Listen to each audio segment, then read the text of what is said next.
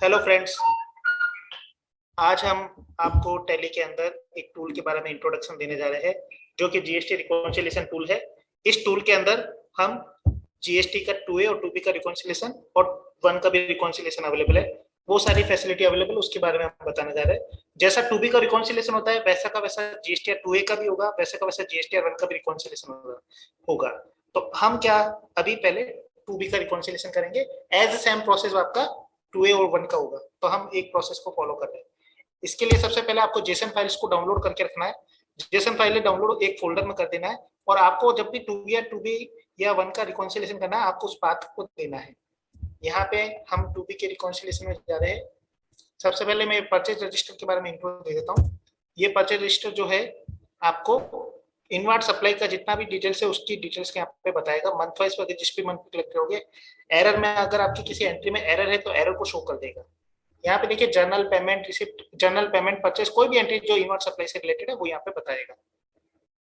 Next है हम 2B reconciliation summary पे आते हैं। ये समरी क्या बताएगा कि हमारा रिकॉन्सिलिएशन में पार्टी वाइज समरी बताएगा, ट्रांजेक्शन को नहीं बताएगा, और डिटेल में जाएंगे तो हमें वो ट्रांजेक्शन बताएगा। तो फर्स्ट हम समरी पे जाते हैं। यहाँ मैंने पाथ दे दिया है। ये पूछ रहा है कि फाइल फॉर्मेट क्या है, जेसन है या जिप है। तो 2B का फाइल फॉर्मेट जेसन होता है, तो मैंने यहाँ पे जेसन ले लिया। इस 2B रिकॉन्सिलिएशन ये ऑप्शन है, ये डिफॉल्ट में यस ही रहेगा, और 2A होगा तो ये नो रहेगा। यहाँ पे वापस आगे आ रहा है ignore exact matching bill number. अगर आप बिल नंबर को एग्जैक्ट मैच नहीं कराना चाहते, केवल नंबर को मैच कराना चाहते हैं, तो इस ऑप्शन को यस करना है। ये डिफॉल्ट में यस ही रहता है। इससे क्या होता है कि 95% बिलों का आपका रिकॉन्सिलिएशन हो जाता है। अदरवाइज क्या होता है, एग्जैक्ट मैच करेंगे तो उन बिलों में फिर जरा सी भी गलती होती है तो उनको मर्ज करना पड़ता है। उसके बाद में ignore amount difference up to, tax amount तो कितने रुपए तक आप इग्नोर करना चाहते हो। इट मींस कि कितने रुपए तक का डिफरेंस अगर आता है तो उसे आप मैच में ले सकते हो। मैंने यहाँ पे 1 रुपया दे दिया। यहाँ ये करने के बाद में जुलाई से मेरा 2B एप्लीकेबल हुआ था, तो मैं जुलाई पे जाता हूँ। यहाँ जुलाई पे क्लिक करते मेरे सामने ये डिटेल्स सारी आ गई है। यहाँ आपको देखो स्टेटस बता रहा है। फर्स्ट भी बता रहा है बिल्स इन टैली, टैली में कितने बिल्स है, पोर्टल पे कितने बिल्स हुए हैं। स्टेटस बता रहा है नॉट इन टैली, मींस वो बिल्स जो कि टैली में अवेलेबल नहीं है लेकिन पोर्टल में अवेलेबल है। मैच मींस जो टैली और पोर्टल दोनों में अवेलेबल है। नॉट इन टैली हो गया, नॉट इन पोर्टल मींस जो कि पोर्टल पे अवेलेबल है लेकिन टैली में अवेलेबल नहीं है। ठीक है, ये सारे स्टेटस यहाँ पे आ गए हैं अकॉर्डिंग टू जेसन फाइल और टैली का जो हमारा करंट डेटा चल रहा है उसके अकॉर्डिंग। यहाँ हमारे पास फिल्टर का ऑप्शन भी दिया गया है। अगर मुझे पर्टिकुलर किस अनमैच डेटा देखना है तो मैं अनमैच डेटा पे क्लिक करूंगा, मुझे अनमैच डेटा दिखाई देगा। शो ऑल क्लिक करूंगा तो मुझे सारे दिखाई देगा। ठीक है, उसके बाद में अगर मुझे कॉन्फ़िगर करना है, कॉन्फ़िगर में जाके भी मैं पर्टिकुलर किसी एक स्टेटस को देखना चाहता हूँ तो मैं वो भी देख सकता हूँ। पार्टी को देखना चाहता हूँ तो पार्टी को भी देख सकता हूँ। तो ये सारे फिल्टर के ऑप्शन यहाँ पे दिए हुए हैं। उस फिल्टर को आप लगाओगे जिस फिल्टर के हिसाब से आपको देखना है। ठीक है, अभी अगर मुझे अब इसमें बिल की डिटेल में जाना है तो मैं इस पे एंटर प्रेस करूंगा। एंटर प्रेस करने पे मुझे यहाँ पे पूरे बिलों की डिटेल्स दिखाई देगी कि कौन कौन से बिल मेरे मैच हो गए हैं। यहाँ भी ये डिटेल्स जो है हर पार्टी के अंदर हम जब एंटर मारेंगे तो ड्रिल डाउन रिपोर्ट में ये शो करेगा। अब हम चाहते हैं कि ये रिपोर्ट हमें डिटेल फॉर्मेट में एक ही स्क्रीन पे मिले, तो उसके लिए हम डिटेल वाली रिकॉन्सिलिएशन में जाएंगे। यहाँ इस रिकॉन्सिलिएशन का इंटेंशन यही है कि हमें समराइज डिटेल्स पता चल जाती है कि कौन कौन सी पार्टी ऐसी है जिनका डेटा अनमैच है। यहाँ हमें समराइज डिटेल्स मिल जाती है। अब अगर मेरे किसी बिल में फर्क है या किसी बिल में नंबर का फर्क है तो वो अगर मुझे कोई भी काम करना है तो उसके लिए मुझे डिटेल वाले जीएसटी 2B रिकॉन्सिलिएशन ऑप्शन में जाना पड़ेगा। यहाँ रिटर्न फाइलिंग टाइप भी आ रहा है कि कौन सी पार्टी क्वार्टरली है, कौन सी पार्टी मंथली है। इसके लिए आपको उस पे पार्टी के अंदर जाके उसका स्टेटस अपडेट करना है। पार्टी के अंदर जाके यहाँ पे आप स्टेटस अपडेट कर सकते हैं कि वो पार्टी क्वार्टरली है या मंथली है।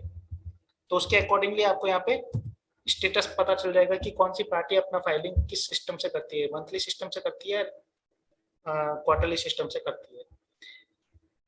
ठीक है सर, अब हम चलते हैं यहाँ सेकेंड ऑप्शन पे, GST 2B reconciliation in detail. यहाँ जब हम क्लिक करते हैं तो सेम प्रोसेस है, वही पाथ देना है। यहाँ हम टैक्स अमाउंट को इग्नोर करेंगे 1 रुपीज तक, और हम जब इस पे एंटर प्रेस करेंगे तो जुलाई में जब मैं जाता हूँ तो मुझे पूरी की पूरी बिलों की डिटेल्स यहाँ पे शो करेगा। ये देखिए यहाँ पे मेरे पूरे बिलों की डिटेल्स को शो कर रहा है। तो यहाँ मेरे सारे बिल सामने शो कर रहा है कि कौन कौन से बिल जो है मेरे मैच हो गए हैं, कौन कौन से बिल मेरे मैच नहीं हुए। अभी यहाँ देखिए ये दोनों डिटेल्स जो है एक ही पार्टी के हैं, लेकिन एक में बिल नंबर दिया हुआ है, एक में बिल नंबर नहीं दिया हुआ। तो ऐसी कंडीशन के अंदर हमारे यहाँ पे एक ऑप्शन आ रहा है नॉट इन टैली, एक ऑप्शन आ रहा है नॉट इन पोर्टल। ये दिन दोनों सेम है, इसलिए मैंने इनको सेलेक्ट करके क्या किया, यहाँ पे मर्ज बिल्स का ऑप्शन है, मर्ज बिल्स ऑप्शन पे जाके इसको जब मैं यस करता हूँ तो ये मर्ज होंगे और मैच हो जाएंगे। हमें सबसे पहले रिकॉन्सिलेशन का अदर स्टेप लेने से पहले हमें सबसे पहले बिलों को मर्ज कर देना है। जो जो बिल्स हमारे मैच हो रहे हैं लेकिन किसी कारण से बिल नंबर का फर्क होने के कारण मैच नहीं हो रहा है, या बिल डेट का फर्क होने से मैच नहीं हो रहा है, तो उनको सेलेक्ट करके हमें मैच करवाना है। वो मैच मर्ज होने के बाद में, मैच होने के बाद में हमारा स्टेटस मैच स्टेटस में आ जाएगा और उसके बाद हम नेक्स्ट स्टेप को फॉलो करेंगे। ये मैंने मैच करवा दिया।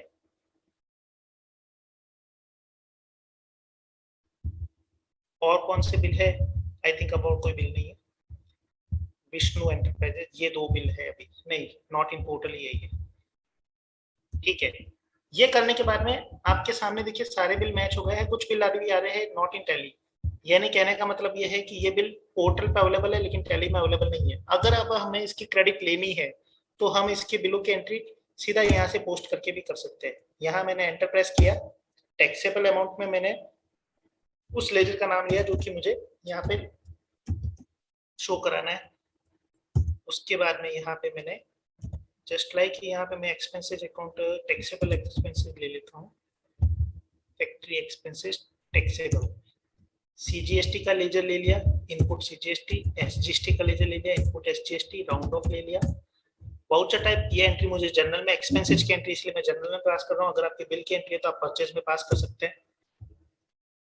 मैंने सीएस प्रेस किया, ये एंट्री मेरे पोस्ट हो जाएगी।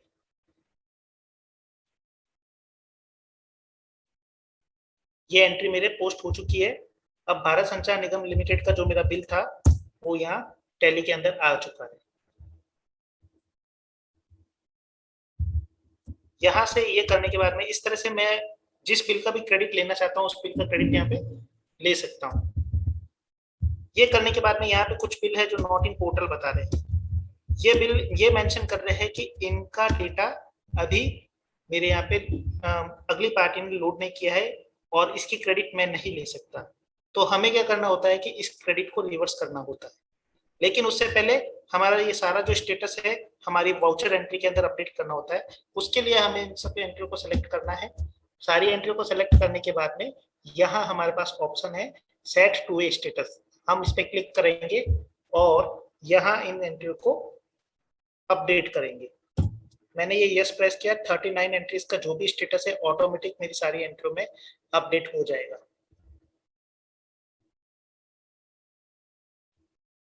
ये अपडेट हो चुका है। अब केवल पेंडिंग एंट्रीज हमारे सामने शो कर रहा है। इट मींस ये बाकी की सारी एंट्री तो शो ऑल करूंगा तो मेरे यहाँ वो अप्रूव में कन्वर्ट हो गई है।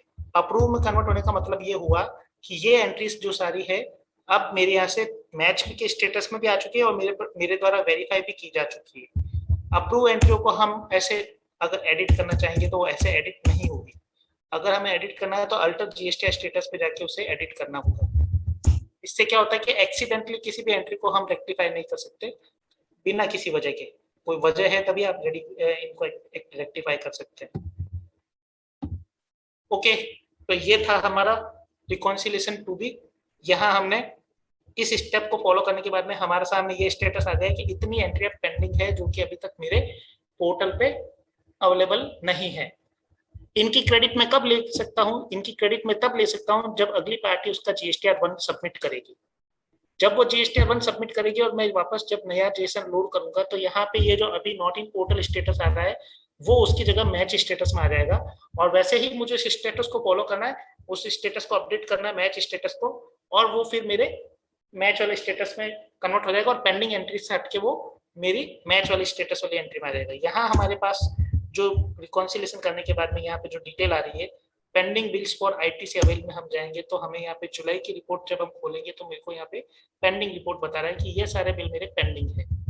इन बिलों को हमें रिवर्स करना है।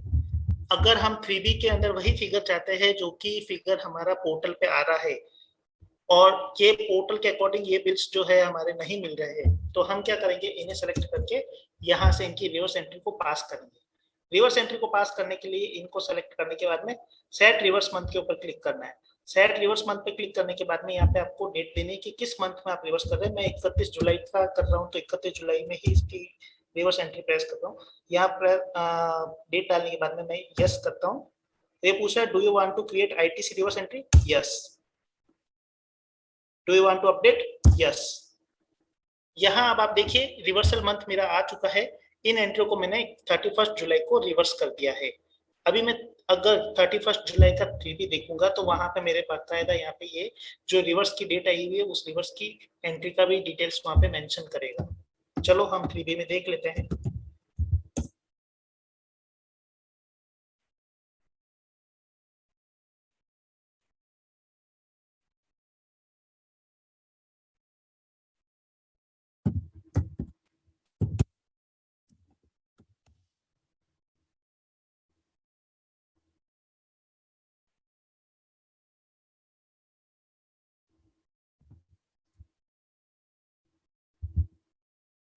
एज पर रूल 42 एंड 43 यहाँ पे जो एंट्रियां मुझे रिवर्स करनी थी वो रिवर्स एंट्रियों की जनरल एंट्री ऑटोमेटिक पोस्ट हो चुकी है और ये मेरे 3B में भी रिफ्लेक्ट कर रही है। नीचे नरेशन में पूरा बता रहा है कि कौन सा बिल नंबर है, क्या डेट का है और किस पार्टी का है। अब इनमें से अगर जिन बिलों की क्रेडिट मुझे नेक्स्ट मंथ में मिलती है उन बिलों को मुझे वापस रिक्लेम करना है तो उसकी रिक्लेम की पोस्ट एंट्री करनी पड़ेगी जो एज इट इज इसी तरह से प्रोसेस होगा जैसे मैंने अभी इसके अंदर किया है।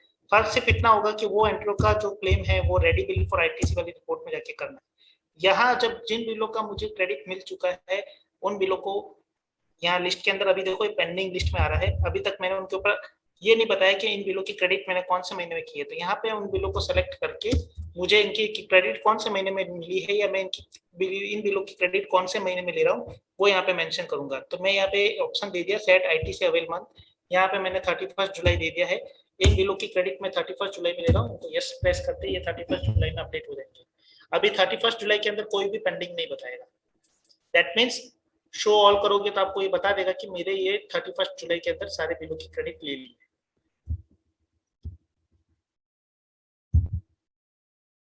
अब जो बिल मेरे पेंडिंग में थे जुलाई मंथ में, ये जुलाई मंथ के बिल मेरे पेंडिंग में थे। हम ये इमेजिन करते हैं कि इसमें से ये बिल मैच हो गया। नेक्स्ट मंथ अगर हम जीएसटी का रिकॉन्सिलिएशन अपडेट करते हैं और ये इमेजिन कर लेते हैं कि ये बिल मैच हो गया तो मैंने फिलहाल इसको मैनुअली मैच करवा दिया है। तो जब मैं इसे मैच कराऊंगा तो ये बिल मेरा इस रिपोर्ट से निकल के मैच वाली रिपोर्ट में शो हो जाएगा। ये यहाँ से जा चुका है, ये यहाँ से जाके सीधा मेरे इस वाले रिपोर्ट में शो करेगा। ये बिल मैच हो चुका है लेकिन मैंने इस बिल का रिवर्स किया था 31 जुलाई को। अब ये मान लेते हैं कि अगस्त के अंदर इसका मेरे को क्रेडिट मिल रहा है तो हमें वापस इसका क्रेडिट रिक्लेम करना पड़ेगा। उसको सिलेक्ट करके हम रिक्लेम एंट्री के ऊपर प्रेस करेंगे और रिक्लेम एंट्री में कर रहा हूँ अगस्त महीने में। तो मैंने यहाँ पे अगस्त का टाइम पीरियड देके इसको रिक्लेम कर दिया। वही प्रोसेस है जैसे मैंने रिवर्स किया था, बस फर्क सिर्फ इतना है यहाँ वो रिक्लेम हो रहा है। ये रिक्लेम होते क्या होगा, यहाँ से गायब हो जाएगा। शो ऑल करूंगा तो मुझे ये एंट्री बता देगा। अभी जुलाई मंथ के अंदर मेरी एक एंट्री ऐसी है जो कि जिसका क्रेडिट मैंने अगस्त में लिया है, बाकी सारी एंट्रियां मैंने जुलाई मंथ में ही क्लेम कर ली है। तो यहाँ पे देखिए ऊपर वाली जो एंट्री बता रहा है वो 31 अगस्त में ली हुई है, उसका रिवर्स मैंने 31 जुलाई को किया था और रिक्लेम मैंने 31 अगस्त को किया। ये अगर मैं 3B को देखूंगा तो ये मेरे वहां पे रिक्लेम एंट्री में भी मेंशन कर देगा। तो इस तरह से हम अपनी एंट्रियों का एडजस्टमेंट कर सकते हैं।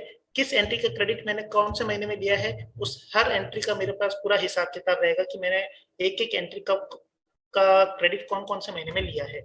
और यहाँ अगर मुझे फिल्टर करना, अभी जुलाई मंथ का डेटा है लेकिन अगर मुझे देखना है कि एग्जैक्टली जुलाई मंथ में मैंने किसका क्रेडिट लिया है तो यहाँ पे एक फिल्टर दिया हुआ आईटीसी डेट फिल्टर। यहाँ मैंने 31 जुलाई दिया तो मुझे केवल 31 जुलाई की ही एंट्रियां बताएगा। बाकी सारी एंट्रियां जो कि अगर जुलाई मंथ के होते हुए भी अगर नेक्स्ट मंथ में क्रेडिट लिया हो तो वो यहाँ से हट जाएगी। तो मुझे एग्जैक्टली ये भी पता चल जाएगा कि किस महीने में मैंने कितने बिलों की क्रेडिट ली है। अगर यहाँ मैं 31 अगस्त देता हूँ तो यहाँ 31 अगस्त में 31 अगस्त का पूरा डिटेल्स बताएगा। फिलहाल अभी इसमें एक ही बिल बता रहा है क्योंकि मैंने अगस्त का रिकॉन्सिलेशन स्टेटमेंट इसमें शामिल नहीं किया। तो ये था हमारा जीएसटी का टू बी रिकॉन्सिलेशन। आपको टू ए का रिकॉन्सिलेशन भी सेम है, इसी प्रोसेस से करना है। यहाँ पर फर्क सिर्फ इतना है कि यहाँ आप जब जाओगे तो आपको टू ए का जो भी जेसन पाथ है वो देना है। जैसे ही आप टू ए का जेसन पाथ दोगे एज इट इज आपके सामने वही स्क्रीन ओपन होगी जो अभी पहले हुई थी, और आप टू ए का भी रिकॉन्सिलेशन इसी तरीके से कर सकते हैं। इसके बाद में यहाँ आता है 3B का ऑप्शन। ये 3B मंथ वाइज एनालिसिस बताता है, यानी पूरे महीने में आपका, पूरे साल में या पूरे साल में आपको मंथली एनालिसिस करके बताएगा आउटवर्ड और इनवर्ड का डिटेल्स क्या है। लेफ्ट साइड आपके इस साइड में आउटवर्ड का बता रहा है और इस साइड में इनवर्ड का बता रहा है। Total output CGST, SGST, IGST कितना हुआ, यहाँ इनपुट सीजीएसटी, एसजीएसटी, आईजीएसटी कितना हुआ। ये मंथली रिपोर्ट एक्सेल में जो डाउनलोड होती है उसको कंपेयर करने के काम आता है। उसके बाद में यहाँ जो अदर ऑप्शन है वो ईमेल कॉन्फ़िगरेशन का है। ईमेल भी कर सकते हो। उसको सेटअप करने के बाद में आप यहाँ पे ईमेल का जो सेटअप है वो सेटअप यहाँ पे दे सकते हो। आपको अपना आईडी पासवर्ड देना है ईमेल का।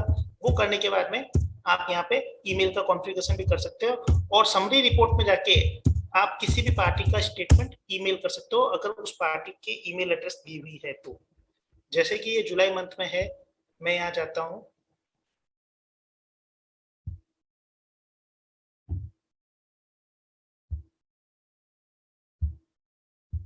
जुलाई मंथ में मैं मानता हूँ कि मुझे इस पार्टी को अगर ईमेल करना है तो मैं इस पार्टी को सेलेक्ट करूंगा और ईमेल के ऊपर क्लिक करूंगा।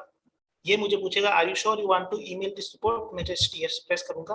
अभी ये फेल इसलिए कर रहा है क्योंकि इसमें ईमेल एड्रेस है नहीं। अगर आपका ईमेल एड्रेस होगा तो ये पार्टी को ईमेल चला जाएगा। अब ये ईमेल में क्या जाता है वो भी मैं आपको बता देता हूँ।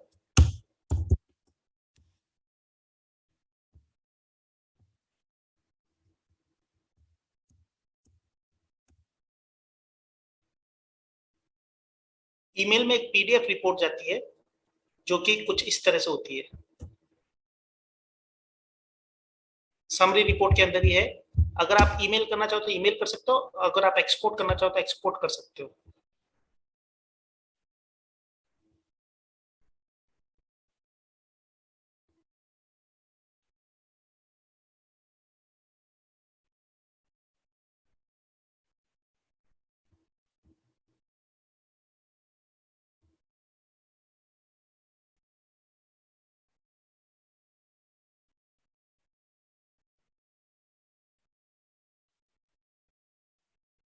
ये एक ईमेल रिपोर्ट है।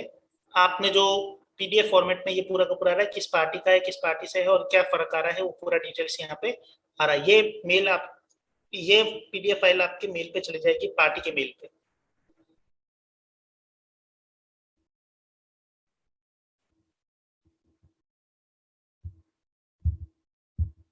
सो आई होप आप सभी चीजें आपकी क्लियर हो गई होगी। Thanks for watching, have a nice day.